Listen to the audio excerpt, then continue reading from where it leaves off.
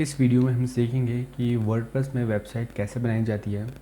WordPress पे website बनाना बहुत ही easy है और वेबसाइट बनाना हर एक इंसान को आना चाहिए। कुछ बेसिक चीज़ें होती हैं वेबसाइट बनाने के लिए जो आपको अगर आ जाती हैं तो आप इजीली एक बहुत ही अच्छी वेबसाइट वर्डप्रेस में कस्टमाइज़ कर सकते हैं। तो चलिए देखते हैं कि हम वर्डप्रेस में एक बहुत ही ब्यूटीफुल, बहुत ही अट्रैक्टिव वेबसाइट कैसे बनाई जाती है। सबसे पहले वेबसाइट बनाने से पहले दो चीज़ों का ध्यान रखा जाता है कि हमारे पास होना चाहिए एक डोमेन और एक होस्टिंग। डोमेन जो आपका .com होता है और होस्टिंग जो आपकी वेबसाइट की डिटेल्स, जो भी आप उसके अंदर इमेजेस अपलोड करोगे, जो भी डेटा उसके अंदर अपलोड करोगे, वो जो सेव होगा वो आपके होस्टिंग सर्वर पे होगा। तो आपको ये दो चीज़ खरीदनी चाहिए। लेकिन अगर आपके पास ये दो चीज़ नहीं खरीद सकते हैं क्योंकि होस्टिंग बहुत महंगी आती है, और अगर आप डोमेन ले भी लें तो उसमें आप ले सकते हैं, लेकिन आप एकदम खर्चा करके वेबसाइट बनाना सीखेंगे तो बहुत ही ज़्यादा प्रॉब्लम हो जाएगी, क्योंकि आप खर्चा करेंगे, कुछ नहीं सीख पाए तो वो आपको लगेगा कि आपका पैसे वेस्ट चले गए। तो आज मैं आपको एक ऐसा तरीका बताता हूँ, अगर आपको वेबसाइट बनानी सीखनी है तो आप उस तरीके को यूज़ करके आप इजीली बहुत अच्छी वेबसाइट कस्टमाइज़ कर सकते हैं। आप वहाँ पे पूरा का पूरा एकदम सीख सकते हैं कि किस तरीके से वेबसाइट बनाई जाती है। जब आप पूरा एक्सपर्ट हो जाएं, उसके बाद एक डोमेन और एक होस्टिंग लेके अपनी वेबसाइट को बनाना शुरू करें। तो चलिए शुरू करते हैं आज की पहली वीडियो कि वर्डप्रेस में वेबसाइट कैसे बनाई जाती है। अगर आप बिना डोमेन और बिना होस्टिंग के वेबसाइट बनाना चाह रहे हैं तो आपको एक लोकल सर्वर की ज़रूरत होती है। तो वो जो लोकल सर्वर होता है उसका नाम है आपका जैम्प। तो हम सबसे पहले जैम्प को डाउनलोड करेंगे। जैम्प आपके दो वर्जन में होता है, एक 32 बिट और एक 64 बिट। आपका जो भी कंपैटिबल डेस्कटॉप वर्जन है आप उसमें अपना सॉफ्टवेयर डाउनलोड कीजिए। मेरा 32 बिट है तो मैं सबसे पहले 32 बिट डाउनलोड करूँगा। तो इस पर क्लिक करने के बाद आपको एक दूसरे टैब पे लेकर जाएगा, वहाँ से आप अपना ये सॉफ्टवेयर डाउनलोड कर सकते हैं। तो आप जैसे यहाँ क्लिक करेंगे आपका ये सॉफ्टवेयर डाउनलोड हो जाएगा। मैंने ये ऑलरेडी डाउनलोड करके रखा हुआ है तो ये डाउनलोड करने की ज़रूरत नहीं है मुझे। तो ये 32 बिट का आपका सॉफ्टवेयर है। आप जैसे ही इसे इंस्टॉल करोगे, आपको इसे इंस्टॉल करना होगा। इस पर इंस्टॉल करने के लिए सबसे पहले आपको एक चीज़ ध्यान देनी होगी, आपको एक अपना एग्ज़ाम का फ़ोल्डर बनाना होगा जहाँ पे आप जितनी भी डिटेल्स वगैरह हैं, जो भी आपकी एक्टिविटीज़ होंगी वेबसाइट बनाने के लिए, आपके सारी वहाँ पे स्टोर होंगी। तो आप कोई से भी फ़ोल्डर में जाके अपना एग्ज़ाम का फ़ोल्डर बना सकते हैं, या फिर किसी भी नाम से बना सकते हैं। मैंने चूँकि ड्राइव ई पे बनाया है जैम के नाम से। तो जैसे ये डाउनलोड हो जाएगा आपको एक ऐसे बिटनामी का आएगा पॉपअप, और वो ओपन होने के बाद आपको नेक्स्ट मांगेगा। जैसे ही नेक्स्ट करेगा आपसे ये फ़ोल्डर मांगेगा कि कौन से फ़ोल्डर में आप अपने सॉफ्टवेयर को इंस्टॉल करना चाहते हैं। तो आप ई पे जाके अपना जैम पे क्लिक कर दीजिएगा, तो आपका ये सॉफ्टवेयर उस फोल्डर में इंस्टॉल हो जाएगा। राइट, तो चलिए अब हमारा जो ये सॉफ्टवेयर है इंस्टॉल हो चुका है। अब हम अपने फ़ोल्डर में जाएंगे तो यहाँ पे आपको बहुत से फ़ोल्डर मिलेंगे इंस्टॉल होने के बाद, लेकिन आपको इन सभी फ़ोल्डर में से केवल एक फ़ोल्डर को चूज़ करना है, htdocs। जैसे आप htdocs को क्लिक करेंगे आपको अंदर बहुत सारे फ़ोल्डर और मिलेंगे। तो आपको इसमें एक और चीज़ ध्यान देनी है, जैसे आप फ़ोल्डर ऑन करोगे तो आपको जिस भी कैटेगरी में वेबसाइट बनानी है आप वो कैटेगरी में उस कैटेगरी का एक फ़ोल्डर बना लेंगे। जैसे कि मैंने ट्रैवलिंग के नाम का फ़ोल्डर बना रखा है। अब मुझे ट्रैवलिंग से रिलेटेड वेबसाइट बनानी है तो मैंने ट्रैवलिंग का फ़ोल्डर बनाया है। तो जो भी मेरी डिटेल्स होगी इस फोल्डर के अंदर ऑटोमेटिकली सेव होंगी जैसे जैसे मैं काम करता जाऊँगा। राइट, तो जैसे आपने भी फ़ोल्डर बना लिया। फ़ोल्डर बनाने के बाद अब आप वर्डप्रेस से वेबसाइट बनाना चाह रहे हैं, तो वर्डप्रेस में वेबसाइट बनाने के लिए आपको वर्डप्रेस डाउनलोड करना होगा। तो वर्डप्रेस डाउनलोड आप जैसे ही करेंगे आपको वर्डप्रेस का लिंक आ जाएगा wordpress.org। अब आप इस पर क्लिक करेंगे तो आपको वर्डप्रेस का एक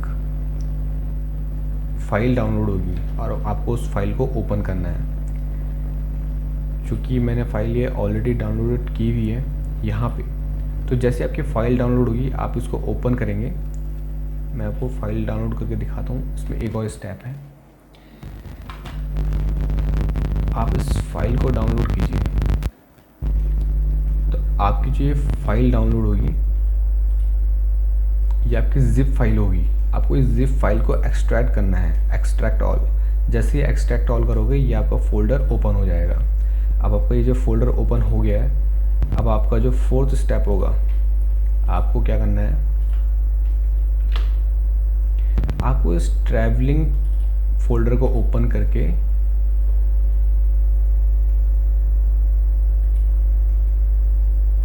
ये वर्डप्रेस के अंदर के जो फाइल्स हैं वहाँ पे कॉपी करनी है।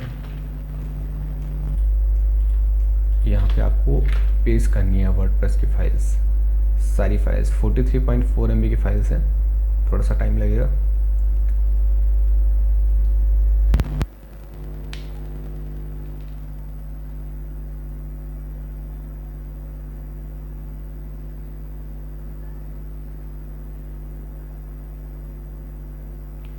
चलिए, हमारी ये फाइल अब डाउनलोड यहाँ पे पेस्ट हो चुकी हैं। अब आपके पास इसके बाद जो आपका फिफ्थ स्टेप होगा, आपको अपना जैम्प सर्वर ओपन करना है जो आपने इंस्टॉल किया था। तो आप सर्च कीजिए जैम्प वियतनामी फॉर जैम्प, स्क्यूल दिख रहा है, आपको ये करना है स्टार्ट। तो जो जैम्प के अंदर आपने जितने भी डेटा को फीड किया है, अब वो वहाँ से रन हो चुका है। अब आपको यहाँ से रन होने के बाद अपने वेब सर्वर पर जाना है और यहाँ लिखना है लोकल होस्ट।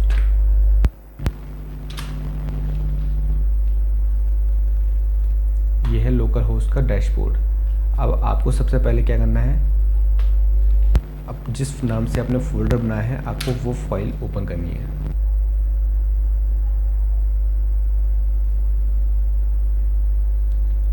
तो आपके पास इस तरीके से वर्डप्रेस का एक इंस्टॉल करने का ऑप्शन आ जाएगा।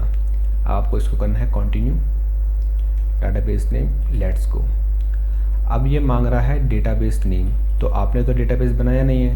तो डेटाबेस क्या चीज़ होता है, सबसे पहले ये जानिए। डेटाबेस वो होता है जिसके अंदर आपकी सारी वेबसाइट का डेटा अवेलेबल होगा।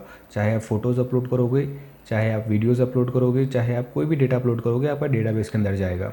तो सबसे पहले आपको अपने होस्टिंग सर्वर के अंदर जो आपका जैम्प आपने इंस्टॉल किया है, या फिर आप कोई से भी होस्टिंग सर्वर लेंगे, आपको एक डेटाबेस बनाना होता है।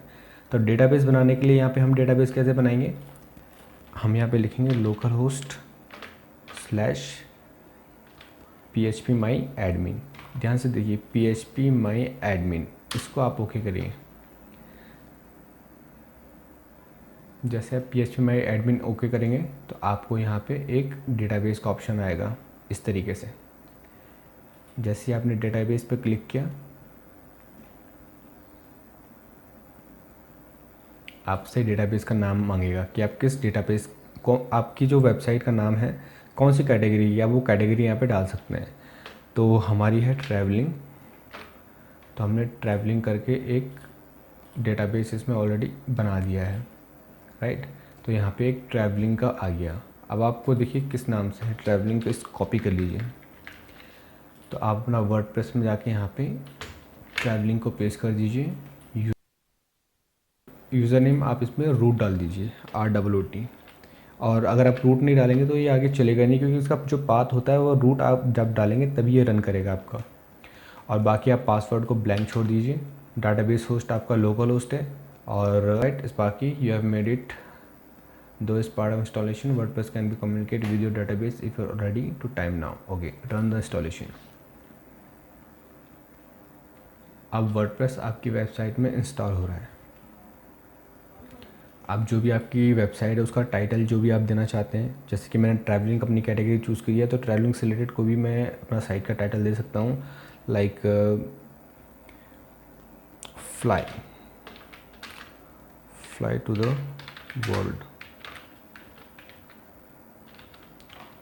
और यूज़र नेम, जो भी आप यूज़र नेम खोलेंगे, आप नॉर्मली एडमिन डाल सकते हैं, अपना नाम डाल सकते हैं, कुछ भी आप अपना यूज़र नेम डाल सकते हैं। आप इसको एडमिन डाल दीजिए। और पासवर्ड आप डालने के लिए कुछ भी पासवर्ड डाल सकते हैं, जैसे कि मैंने डाला है अपना, ओके। ईमेल में अपना ईमेल डाल देता हूँ, ये ऑलरेडी मेरा सेव्ड है। ये मैंने अपना ईमेल डाल दिया है और इसको इंस्टॉल वर्डप्रेस मैंने कर दिया है।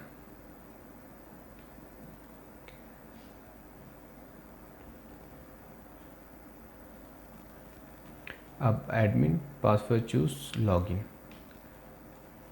तो आपका इस तरीके से ओपन हो जाएगा admin@123।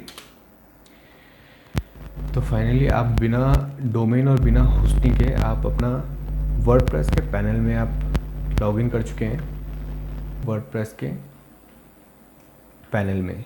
तो ये पैनल आपका वो पैनल है जो आप डोमेन में पैसा देके या फिर किसी से होस्टिंग लेके जब आप ख़रीदते हो तो आपको इस तरीके से एक डोमेन, इस तरीके से एक पैनल मिलता है। तो जो भी आप कस्टमाइजेशन करोगे आप सब कुछ यहीं से करोगे। तो आज मैंने आपको सिखाया है कि आप वर्डप्रेस किस तरीके से इंस्टॉल कर सकते हो लोकल सर्वर की मदद से। और आप वेबसाइट अगर बनाना चाह रहे हैं तो सबसे पहले आपको इस पैनल के बारे में जानकारी होनी चाहिए। अगर आपको इस पैनल के बारे में पूरी जानकारी होगी तो आप किसी भी तरीके की वेबसाइट बना सकते हो। तो आज हमने ये सीखा कि लोकल सर्वर में वर्डप्रेस को कैसे इंस्टॉल करते हैं। अगली वीडियो में हम जानेंगे इस पैनल के अंदर क्या क्या खासियत है और क्या क्या चीज़ें हैं ऐसी जिनकी मदद से आप एक बहुत ही ज़्यादा अच्छी कस्टमाइज साइट बना सकते हो, और इसके अंदर जो फीचर्स हैं इसके बारे में हम डिस्कस करेंगे। तो आज के लिए इतना काफ़ी है, अगली वीडियो के लिए थोड़ा सा वेट कीजिए। तब तक के लिए बाय बाय।